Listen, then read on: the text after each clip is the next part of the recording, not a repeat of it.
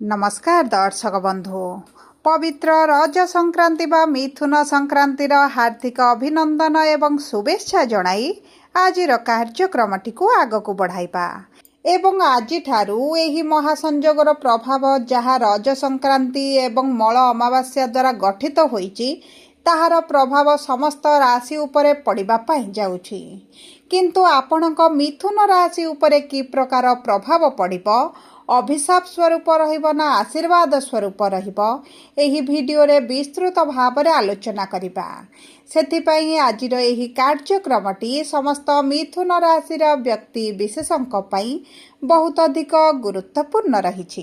तेबे समस्त मिथुन राशिर व्यक्ति विशेष मानकु एका प्रकारर प्रभाव पड़िबो नाही। किछि मिथुन राशिर व्यक्तिंकर भाग्य चमकी पारे एवं किछि मिथुन राशिर व्यक्तिंक भाग्य दुर्भाग्य रे बदली पारे। यह संपूर्ण भाव रे आपणकर नक्षत्र उपरे निर्भर करुछि कि आपणकर केउ नक्षत्र रहिछि। तेणुकरी आपणकर भाग्य चमकिब ना दुर्भाग्यग्रस्त हेब, आपणकर आशा गुड़िक पूरण हेब ना अधारे रहिजिब, किंबा आपणक कार्य रे आपणकु सफलता मिलिब ना विफलता मिलिब एही भिडियो रे विस्तृत भाव रे आलोचना करिबा। सेथिपाई आपण आम सह भिडियोर शेष पर्यंत जोड़ी होई रुहंतु काहेकि ना भिडियोर शेष भागरे किछिटा सहज उपाय बा प्रतिकार आपण मानकु जणाइबी जहाँ आपणकर अशुभत्व को कम करिबो एवं शुभाशुभ फल को वृद्धि करिबो। किंतु भिडियोटी आरंभ करिबा पूर्वरु जदि आपणकर भी मिथुन राशि होइथाए एवं आपण भी ईश्वर को आंतरिक भक्ति एवं विश्वास करंती तेबे भिडियोटी को लाइक करंतु। कमेंट बॉक्स रे जय जगन्नाथ जय माँ लक्ष्मी अवश्य लिखि दियंतु।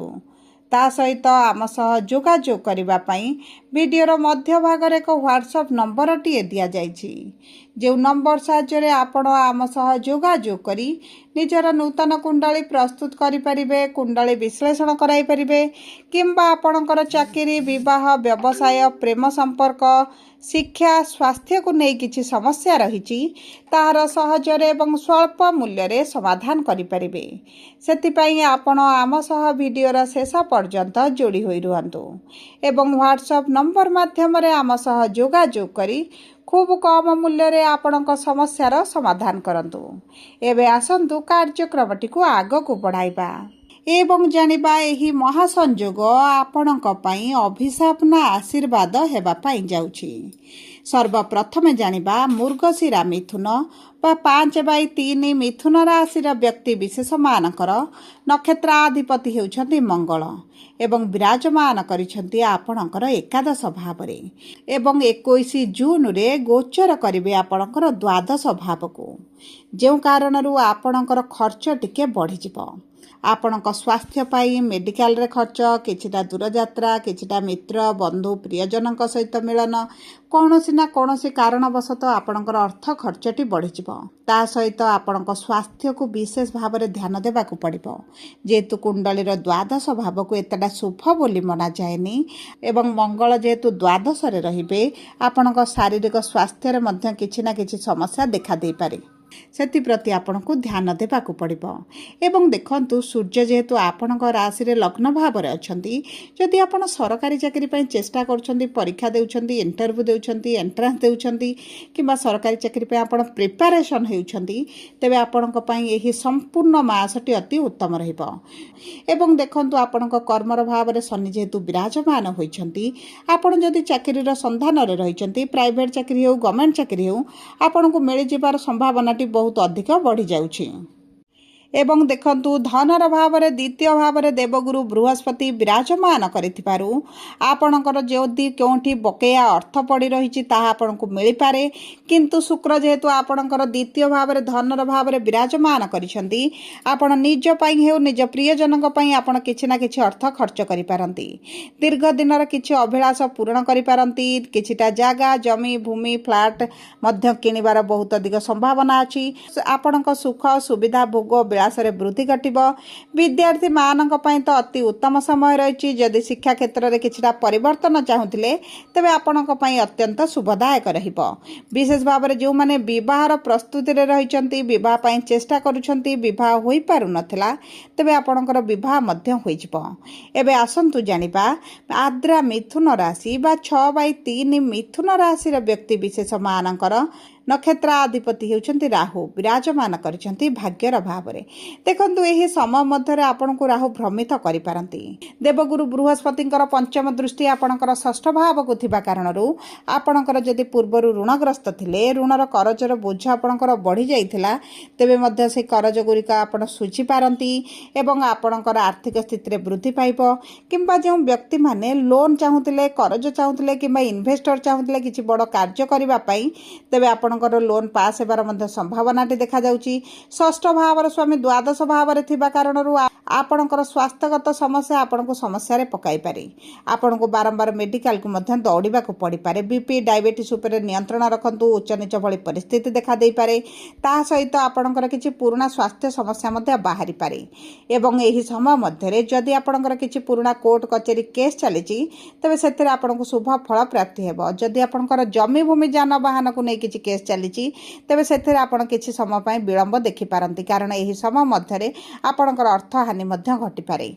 एबे आसंतु जानिबा पुनर्वसु मिथुन बा 7/3 मिथुन राशि र व्यक्ति विशेष मानकर देवगुरु बृहस्पति हेउछंती आपणकर नक्षत्राधिपति विराजमान करिसंती आपणकर कुटुंबर भाव में। एही समय मध्य आपणक गृह रे मांगलिक कार्य शुभ कार्य किछिटा अनुष्ठित होई पारे, जे कारणरू आपणकर अर्थ किछिटा खर्च हेबो एवं एही अर्थ खर्चटी आपणको संतुष्टि प्रदान करिवो। ता सहित देखंतु जदि दीर्घ दिन हला आपण संतान प्राप्ति पई चेष्टा करूछंती किंतु संतान सुख आपणको प्राप्ति होई नथला तेबे मध्य आपणको संतान सुख प्राप्ति होई पारे। ता सहित जदि आमे देखिबा आपणकर कर्म क्षेत्र को तेबे आपण जदि पार्टनरशिप रे किछि कार्य करूछंती, पूर्वरु लॉस भली परिस्थिति देखुथिले तेबे आपणकर से परिस्थिति रे परिवर्तन आसीबो। पार्टनर को सहित जदि पूर्वरु मनमालिन्य मतभेद रहितला तेबे ताहा मध्य दूर होई जिवो। दैनंदिन रोजगार करुथिले आपणकर रोजगार रे बढ़ोती आसीबो। देखंतु आपणकर सप्तम एवं दशम भावर स्वामी होई द्वितीय भाव में देवगुरु बृहस्पति विराजमान करिसंती। कर्म क्षेत्र रे मान सम्मान वृद्धि हेबा सहित जदि किछिटा परिवर्तन चाहूतिले, पोस्ट रे परिवर्तन हेउ, दरमा वृद्धि हेउ किंबा आपणकर ट्रांसफर आशा रखिथिले तेबे ताहा मध्य आपणकर पूरण होई जिवो। एही समय मध्य रे आपण किछिटा एक्स्ट्रा इनकम करिवा पई मध्य चिंता करि पारंती। आपणकर सैलरी आपणकर किछिटा एक्स्ट्रा साइट रे इनकम करिवे किंबा किछिटा नूतन कार्य आरंभ करि पारंती। जो व्यक्ति माने चाकरी छाड़ी व्यवसाय करिवा पई चाहूतिले तेबे मध्य आपणको उत्तम फल प्राप्ति हेबो। चाकरी रे आपणको वर्तमान समय संघर्ष देखिबा को पड़ी पारे, काहेकि ना शनि आपणकर कर्मर भाव रे अछंती एवं जून 2027 पर्यंत जेहेतु आपणको कर्म भाव रे रहिबे आपणकर कर्म क्षेत्र रे कार्य बढ़िबा सहित जदि नूतन भाव रे किछि कार्य आरंभ करिवे संघर्ष आपणको देखिबा को पड़ी पारे। जदि आपणकर पूर्वरु शिक्षा क्षेत्र रे किछि समस्या चलिथिला तेबे सेही समस्या आपणकर दूर होई जिवो। संतानक माध्यम रे किछिटा धन मान सम्मान प्रतिष्ठा आपणकर वृद्धि पाई पारे। जदि आपण पूर्वरु किछिटा गृह कार्य आरंभ करिथिले किंतु कार्यटी आगको बढ़ी पारु नथिला तेबे सेही कार्य मध्य आपणकर आगको बढ़ी पारे। किंबा आपणकर पिताक सहित संपर्क पूर्वरु भल नथिला, किछिटा मनमालिन्य मतभेद चलिछि तेबे सेही संपर्क रे आपण सुधार आसीबा देखिबे।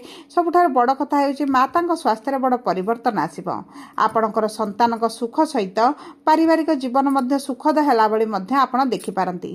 किंतु आपण ट्रांसपोर्ट रे किंबा आपण कोनोसी ऑनलाइन रिलेटेड कार्य करूछंती सेति प्रति आपण गोटिए सतर्क रहबा को पड़ी पारे, कारण आपण ठकामीर मध्य शिकार होई पारंती। सब पर अशुभत्व को दूर करी शुभाशुभ फल वृद्धि करबा पई आपण प्रतिदिन हनुमान चालीसा पाठ करंतु, कुकुर मानकु किछिटा खाइबा पई दियंतु, दुर्गा चालीसा पाठ करंतु, देवगुरु बृहस्पतिंकर बीज मंत्र प्रतिदिन 108 थर पाठ करंतु, ता सहित सूर्य को जल अर्पण करंतु एवं प्रति गुरुवार एवं बुधवार दिन आपण प्रभु गणेशଙ୍କ पाखरे दुब घास सहित लड्डू अर्पण करंतु एवं शनिवार दिन किछिटा कला रंगर जिनिस काहाकु दान करि दियंतु। आपणक पई अत्यंत शुभदायक रहइबो। जदि आपणकर मिथुन राशि होइथाय वीडियोटी किभଳି लागला कमेंट बॉक्स रे लिखि जणांतु। जदि आपणक प्रियजनकर मिथुन राशि होइथाय वीडियोटी तांको सहित शेयर करंतु। प्रथम थर आम चैनल को आसिछंती चैनल टी को सब्सक्राइब करंतु।